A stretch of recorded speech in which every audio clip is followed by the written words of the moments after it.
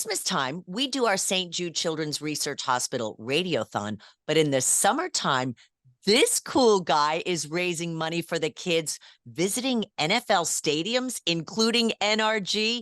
He is a delight, and he is a guest on my Dana Tyson podcast. And thank you, Mattress Mac, for always sponsoring us. All right, Tom, I mentioned you in my Tell Me Something Good this week because of something that you're doing for a cause that's near and dear to my heart. And we normally are helping them out around Christmas time. Ah, And you're helping our precious kids at St. Jude Children's Research Hospital in the summertime, but you're not doing a radiothon. You are getting sweaty doing 30 and 30. yeah, it's sweaty is a great way to describe it. Also sleep deprived and exhausted. But yes, no, we're here. You just got me just in time. We just got into our hotel at Kansas City, and thanks for having me. I appreciate it. Absolutely. Well, it's great to see what you're doing for the kids at St. Jude. You are visiting 30 NFL stadiums in 30 days, and you're in Kansas City now. Have you made it to Houston yet, or is that on coming up? We did. We actually made it there a couple days ago. It was pretty great. That episode is actually going to be dropping tonight because we're doing on a Excellent. 2-day delay. So yeah, no, we got to tour NRG. It was really, really great. Got to meet the people, got a cowboy hat, and yeah, it was a lot of fun. And so you got out of the shower, and when you went outside, you felt like you went right back into the shower. You were here during our extreme heat. I kind of we went through this stretch, which when we are all done and we look back on it, it's gonna be like the sweaty season part of the trip because we did 3 days in Florida, and then we did Louisiana, New Orleans, which would hit Yep. us like a truck.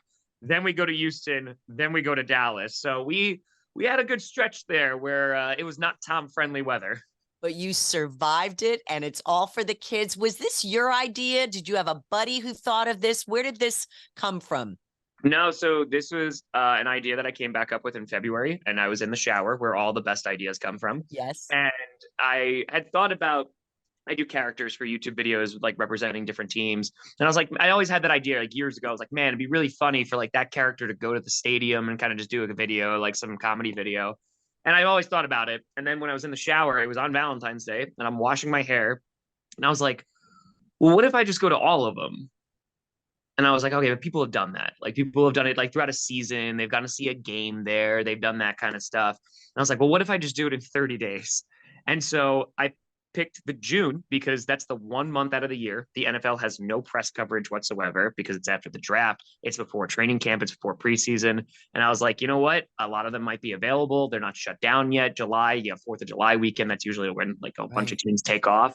So yeah, I spent 2.5 months planning before I could announce it. I announced it on draft night, and here we are on day 24.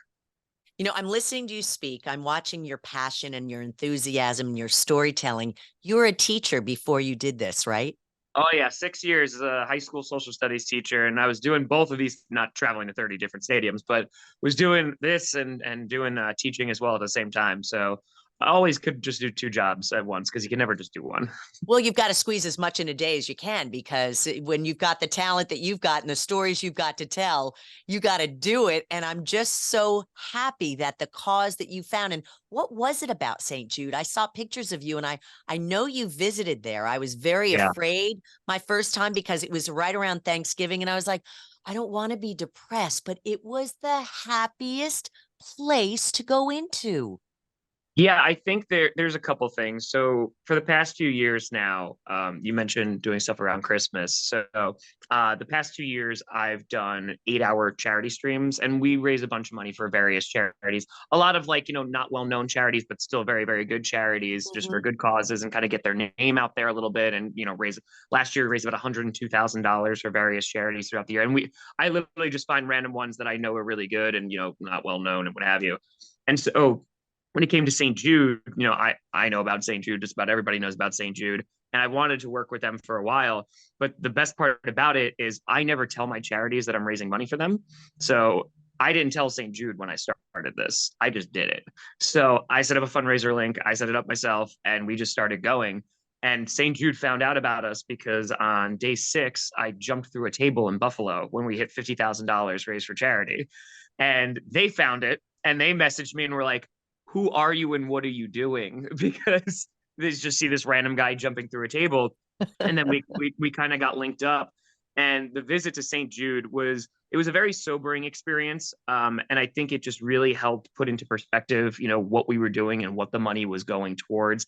Because you vet all the charities and you do your research, but for me, doing stuff on the internet, it's usually through a screen, but to actually go there and see it for yourself and be like, oh, no, this is, and it's a massive endeavor too. It's a massive operation.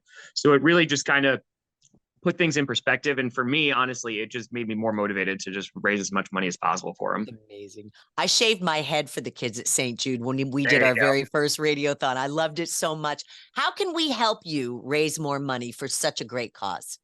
So, I mean, we are filming, so we have 6 days left of filming. So it's coming down to the end here. But yeah, so if you just look up Tom Grossi, Grossi on YouTube or on any social media, you can find links to that. If you want to do it anonymously, you can do it on any of the 30 and 30 videos we put out last night, like 1:30 in the morning. We put out our New Orleans video where we did a ghost tour. So that was really fun. And there's direct links as well. And as an incentive too, the top donator at the end of all of this, when it's all over, I will be buying them 2 home opening tickets to the team of their choice. So That's kind of an additional incentive to kind of just raise some more money for kids. And, we've raised about $277,000 about right now. So, we're doing pretty well. I'm pretty happy with that, but we got some more time, and people just sharing it helps. I love it. And Tom, I have no problem that you're not wearing a Texans jersey because my daughter just moved to Milwaukee, so I'm okay with what you're wearing today. Yeah, I mean, listen, I'm a Packers fan, so I had to go to Minnesota. So it was a time for me, but as you said, it's for the kids. It's for the kids, and God bless you. Thank you for, I know this is a quite an exhaustive endeavor, but you're a special guy, and I know you use your platform wisely. So thank you for doing that. We appreciate you. I appreciate you. Thank you again for having me.